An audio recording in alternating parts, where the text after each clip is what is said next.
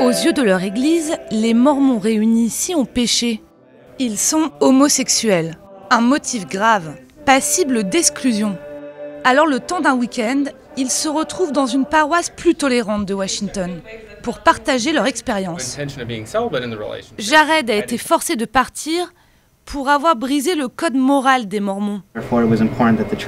L'Église a voulu montrer l'exemple et dire que ce mode de vie était inacceptable. C'est pourquoi j'ai été excommunié en avril. D'autres ont pu rester, mais en étant fortement incités à suivre une thérapie dite réparatrice, comme Randall au début des années 2000.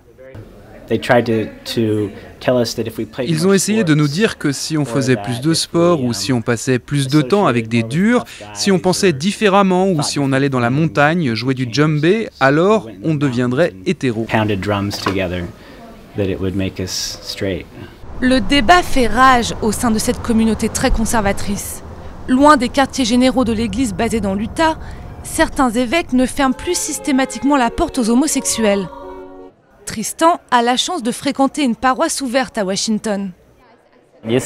Avant, l'église mormone menait quasiment une chasse aux sorcières en essayant de trouver qui était gay et s'il faisait quelque chose de mal. Mais maintenant, ça va mieux. Ce soir, le jeune homme va manger dans un bar avec d'autres membres de l'église et son petit ami. Quand Tristan m'a dit qu'il était gay, j'étais un peu choqué. J'ai grandi dans un endroit où on ne parlait pas vraiment de ces choses-là. Je suis mormon et je suis gay, et les deux peuvent coexister. Je vais essayer de concilier ces deux mondes, mais je n'ai pas l'intention de renoncer à l'un ni à l'autre. L'église n'a pas souhaité s'exprimer devant notre caméra. Officiellement, elle se targue d'accueillir tout le monde, sans distinction.